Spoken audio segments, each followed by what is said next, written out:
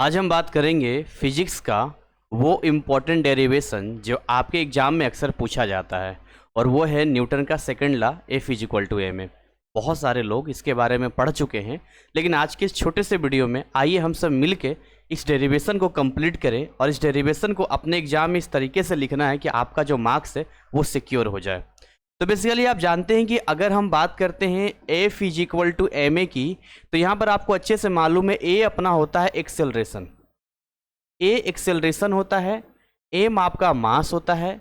मैं ये मान के चलता हूँ कि आप फिजिक्स में चाहे जितने भी तेज हों, जितने भी इंटेलिजेंट हो, बट हम सारे बच्चों को लेकर चलते हैं, मतलब बेसिक से लेकर चलते हैं। शायद यही एक वजह है कि हमारे यहाँ जो कमज़ोर से कमज़ोर विद्यार्थी होते हैं वो भी 60 एंड अबव मार्क्स लाते हैं यहाँ पे, और ये आपका फोर्स हो गया। अब हमें ये समझना पड़ेगा कि ये जो अपना फोर्स है वो किस फोर्स की गिनती में आता है। आप जब भी लिखेंगे टेक्स्ट में, जब भी आप इसके स्टेटमेंट को लिखेंगे, तो वहाँ पर एक वर्ड यूज होगा, एक्सटर्नल फोर्स होगा। एक इंटरनल फोर्स होता है, एक एक्सटर्नल फोर्स होता है। एक्सटर्नल फोर्स मतलब मान लीजिए चलिए कोई ऑब्जेक्ट रखा हुआ है, उस ऑब्जेक्ट पे हम ऐसे फोर्स लगा रहे हैं, तो हमने क्या किया, उसके ऊपर एक एक्सटर्नल फोर्स लगाया है, तो this force is external force. Statement इसका बहुत ही इंपॉर्टेंट है। स्टेटमेंट कहता है the rate of change of momentum, the rate of change of, generally यहां पर मोमेंटम लिखते हैं या कई बार इसको लीनियर मोमेंटम लिखते हैं। आपको लगता है तो आप लीनियर मोमेंटम लिख लो। With respect to time is directly proportional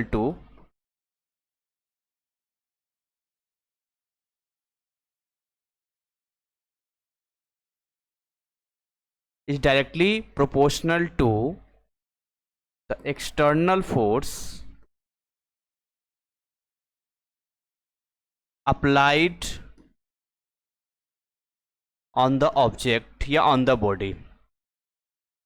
अब इसके एक एक टर्म को हम यहाँ पर समझते हैं। बेसिकली ये क्या बोल रहा है, the rate of change of linear momentum with respect to time. तो जब हम बात करते हैं rate of change of momentum की, देखिए रेट ऑफ चेंज की अगर हम यहाँ पर बात करें तो बेसिकली रेट ऑफ चेंज क्या होता है यहाँ पर। जब हम रेट ऑफ चेंज की बात करते हैं, यानी कि आप बेसिक फिजिक्स में चले गए। अगर आपको ये नहीं समझ में आ रहा है तो हमने एक बेसिक फिजिक्स का वीडियो दिया है, आप सभी को देखना चाहिए, डिस्क्रिप्शन में हमने इसका लिंक दिया है। और लीनियर मोमेंटम क्या होता है, तो लीनियर मोमेंटम को हम पी से डिनोट करते हैं, और ये होता है mass into velocity. Mass into velocity के इस कॉम्बिनेशन को हम लोग लीनियर मोमेंटम कहते हैं। और किसके रिस्पेक्ट में हम लोग बोल रहे हैं, टाइम के रिस्पेक्ट में। तो ओवरऑल इस पूरे लाइन को अगर यहाँ तक हम देखें तो हमारा इस तरीके से बनकर तैयार होता है, delta P by delta T. इस पूरे सेंटेंस को हम क्या बोलेंगे, इस पूरे सेंटेंस को बोलेंगे the rate of change of linear momentum with respect to time. Basically ये जो वर्ड है, खाली इतना हम बोले तो ये आपका हो गया change of momentum, change in momentum, और आपका ये हो गया टाइम। इस स्टेटमेंट को अगर यहां पर हम सेट करें तो कैसा सेट होने वाला है, यह स्टेटमेंट ऐसे सेट होने वाला है, F is directly proportional to delta P by delta T, right. अब इस चीज को अगर हम आगे बढ़ाएंगे तो ये हो जाएगा F is directly proportional delta P. P क्या था, मास इनटू वेलोसिटी था। तो अगर हम डेल्टा पी की बात करेंगे तो ये हो जाएगा M V minus M U by delta T. अब यहां पर आपके मन में एक सवाल आएगा कि ये v कहां से आ गया, ये u कहां से आ गया। v जो होता है वो फाइनल वेलोसिटी होता है, u जो होता है वो इनिशियल वेलोसिटी होता है। मान लो यहाँ पर मैं खड़ा हूँ, यहाँ से मैं चल रहा हूँ, तो मेरी वेलोसिटी अभी इनिशियल वेलोसिटी है। अब मैंने यहाँ से अपनी स्पीड को बढ़ा सकता हूँ या और कम कर सकता हूँ, तो जो बाद वाली वेलोसिटी होगी वो फाइनल वेलोसिटी होगी। तो जब हम चेंज की बात करते हैं तो दो स्टेट के बीच के हम लोग चेंज की बात करते हैं। और यहाँ पर एक्सेलरेशन के बारे में आप अच्छे से जानते हैं, यहाँ एक्सेलरेशन के बारे में पढ़ा होगा कि एक्सेलरेशन क्या होता है, v minus you by T होता है, और ये आपका फर्स्ट इक्वेशन ऑफ मोशन भी होता है, v is equal to U plus A T.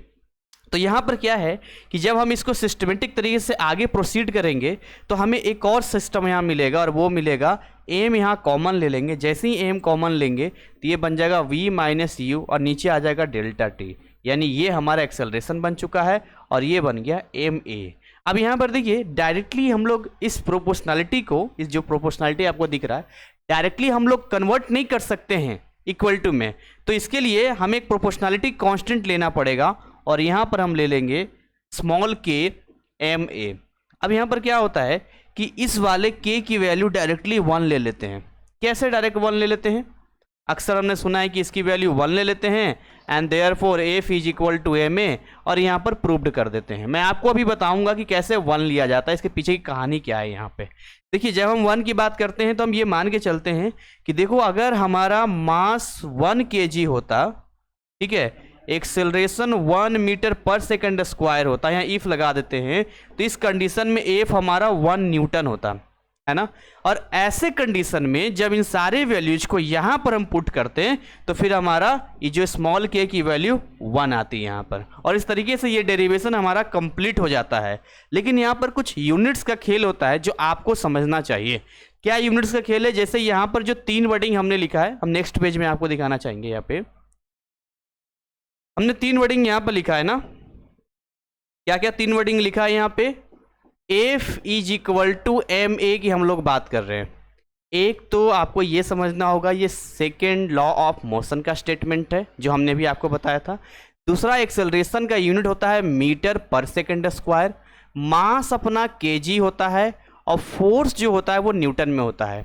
कई बार कुछ इस तरीके के सवाल पूछे जाते हैं, डिफाइन 1 न्यूटन, 1 न्यूटन को आप डिफाइन करो।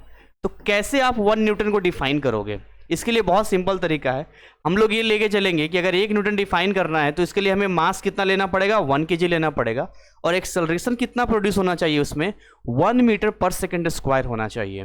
तो हम ये कहते हैं कि देखो जब कोई ऑब्जेक्ट पे मोशन में ऑब्जेक्ट हो, उसका मास 1 kg हो, मतलब 1 kg वाला कोई ऑब्जेक्ट है जो मोशन में है, जो अपने वेलोसिटी में चेंज करता है, जिसके अंदर एक्सेलरेशन जो प्रोड्यूस हुआ है वो 1 मीटर पर सेकंड स्क्वायर हुआ है, तो उस पर लगने वाले फोर्स को हम लोग 1 न्यूटन कहेंगे।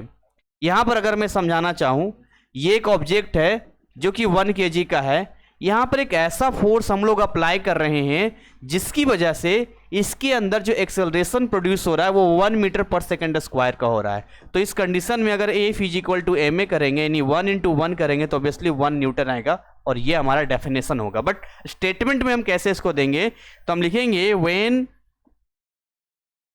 अ फोर्स, व्हेन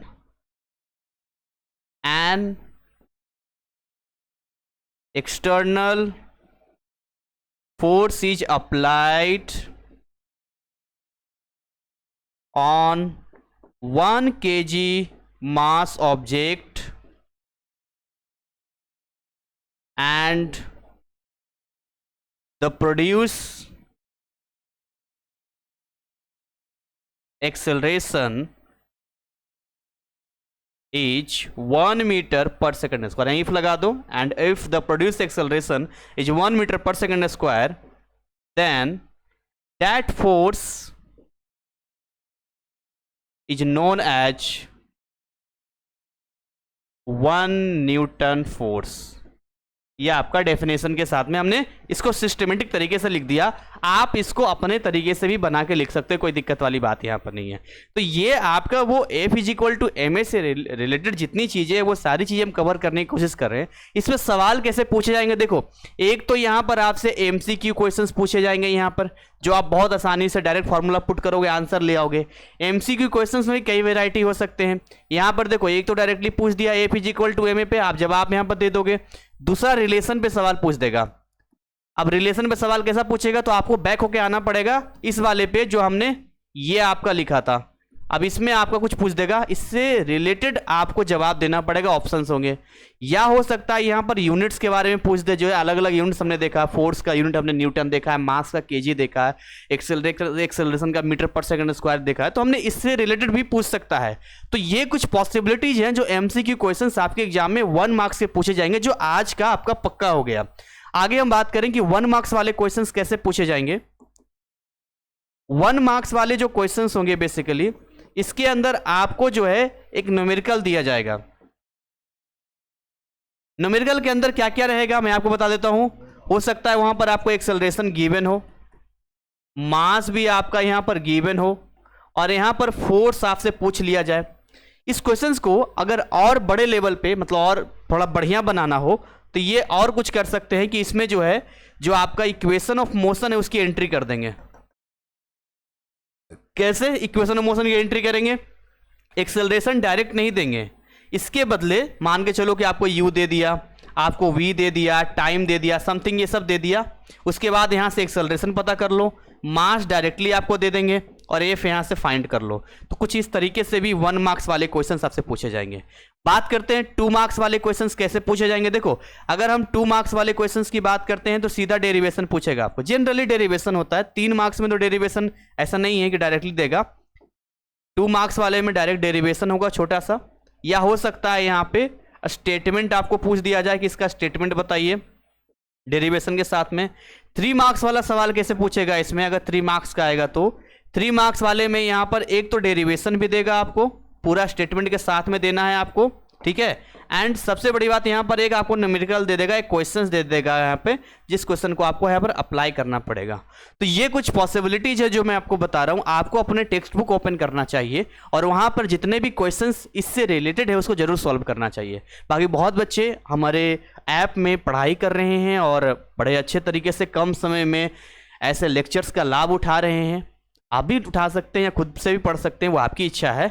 लेकिन देखिए यहाँ पर हम बात करें तो केवल इतना ही दायरा नहीं है, F is equal to M A का अभी और बड़ा है। अगर ये ग्रेविटी में पूछ दे अगर आपसे कि कोई ऑब्जेक्ट है, वो ऑब्जेक्ट अगर नीचे की ओर आ रहा है, ये इसका मास है, तो ऐसे कंडीशन में एफ की वैल्यू कितनी होगी? तो आप अच्छे से जानते हैं किसी ऑब्जेक्ट को जब ऐसे करके फ्री फॉल करते हैं तो नीचे की तरफ जो एक्सेलरेशन होता है वो acceleration due to gravity small g होता है, और यहाँ पर जो ए होता है वो जी का काम करता है, जिसकी वैल्यू होता है 9.8 मीटर पर सेकंड स्क्वायर। अगर कोई बहुत ही स्पेशल केस होगा तो अप्रोक्स में हम 10 मीटर पर सेकंड स्क्वायर ले सकते हैं, बट अगर गिवन होगा तब लेना, otherwise 9.8 metre per second square यहाँ पर लेना। तो ये F is equal to M G वाला केस बन जाता है। और ऐसे सवाल भी यहाँ पर आते हैं जहाँ ग्रेविटी से रिलेटेड इस तरह के क्वेश्चंस पूछे जाते हैं। तो कुछ भी हो, अगर आपको छोटा सा फंडा क्लियर है तो ये सारी चीज़ें आपके लिए आसान हो जाएगी।